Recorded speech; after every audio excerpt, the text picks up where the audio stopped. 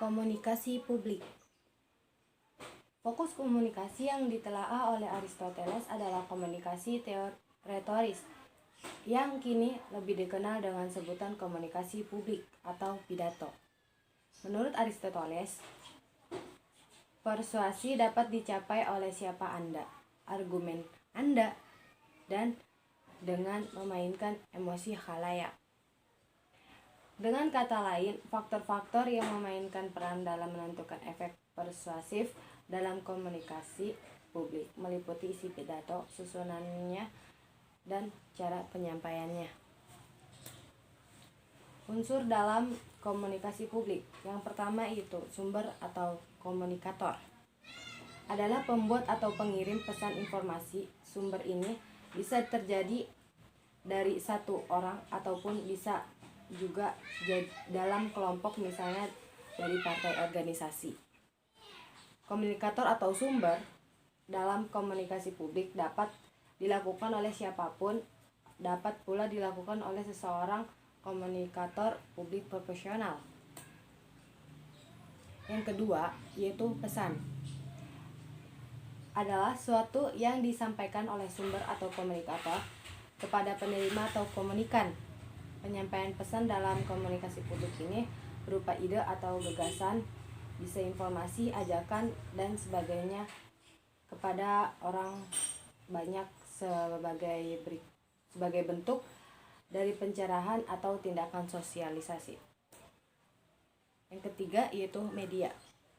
Adalah alat yang digunakan untuk memindahkan pesan dari komunikator dapat kepada komunikasi.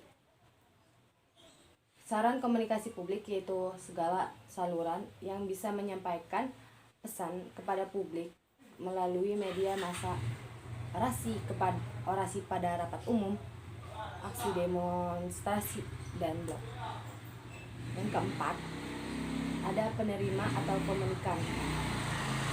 Adalah pihak yang menjadi sasaran pesan yang dikirim oleh komunikator. Komunikan atau penerima pesan dalam komunikasi publik biasanya orang satu organisasi ataupun luar organisasi dengan jumlah yang relatif besar, dilakukan di sebuah tempat seperti di auditorium, kelas, atau dan tempat ibadah. Yang kelima yaitu ada efek atau pengaruh. Adalah perbedaan antara apa yang dipikirkan, dirasakan, dan dilakukan oleh komunikan sebelum dan sesudah penerima pesan dari komunikator. Yang keenam yaitu ada umpan balik atau feedback. Adalah suatu bentuk tanggapan balik dari komunikan atau penerima setelah memperoleh pesan dari komunikator. Retorika. Retorika adalah komunikasi yang menjelaskan mengenai teknik berbicara di depan publik atau public speaking dengan menggunakan alat-alat persuasi yang tersedia. Retorika asumsi. Yang pertama, ada pembicara yang efektif harus mempertimbangkan halayak mereka. Yang kedua, pembicara yang efektif menggunakan beberapa bukti dalam presentasi mereka, yaitu ada etos, logos, dan potos. Kanon retorika. Kanon adalah tuntutan terutama atau prinsip-prinsip yang harus diikuti pembicara agar suatu pidato persuasif dapat menjadi efektif.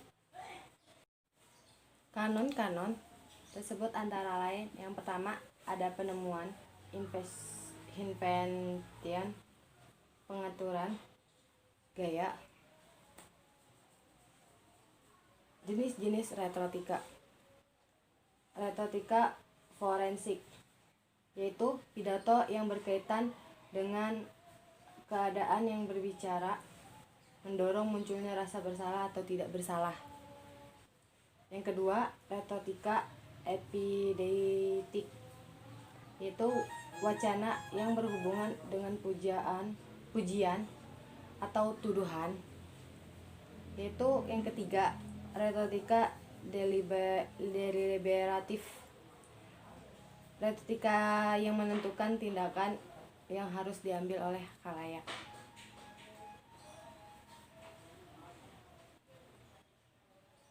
Yang selanjutnya yaitu paradigma naratif. Paradigma naratif mengemukakan keyakinan bahwa manusia adalah seseorang pencerita dan bahwa pertimbangan akal ini, emosi, dan estetika menjadi dasar keyakinan dan perilaku kita. Manusia lebih mudah terbujuk oleh sebuah cerita yang bagus daripada argumen yang baik. Paradigma naratif mengkonsepkan bahwa manusia adalah pencerita dan manusia mengalami kehidupan dalam suatu bentuk narasi. Asumsi paradigma naratif. Yang pertama, manusia pada dasarnya adalah makhluk pencerita. Yang kedua, keputusan mengenai harga diri dari sebuah cerita didasarkan pada pertimbangan yang sehat. Yang ketiga, pertimbangan yang sehat ditentukan oleh sejarah, biografi, budaya, dan karakter. Rasionalitas didasarkan pada penilaian orang mengenai konsistensi dan kebenaran sebuah cerita. Yang kelima, kita mengalami dunia sebagai dunia yang diisi dengan cerita dan kita harus memilih dari cerita yang ada. Konsep kunci paradigma naratif. Yang pertama, narasi. Yang kedua, rasionalitas naratif. Yang ketiga, koherensi. Yang keempat, kebenaran. Yang kelima, logika. Narasi adalah deskripsi verbal atau nonverbal, apapun yang mereka urutan kejadian yang oleh para pendengar diberikan makna. Rasionalitas naratif adalah standar untuk menilai cerita mana yang dipercaya dan mana yang diabaikan. Yang ketiga, koherensi adalah konsistensi internal dari sebuah naratif. 3 tipe konsistensi dalam koherensi. Yang keempat, kebenaran adalah rehabilitas dari sebuah cerita. Yang kelima, logika. Logika mempertimbangkan yang sehat adalah seperangkat nilai untuk menerima suatu cerita sebagai benar dan berharga untuk diterima, memberikan suatu metode untuk menaikkan kebenaran. Contohnya dalam kehidupan sehari-hari yaitu seminar, presentasi, sama kampanye.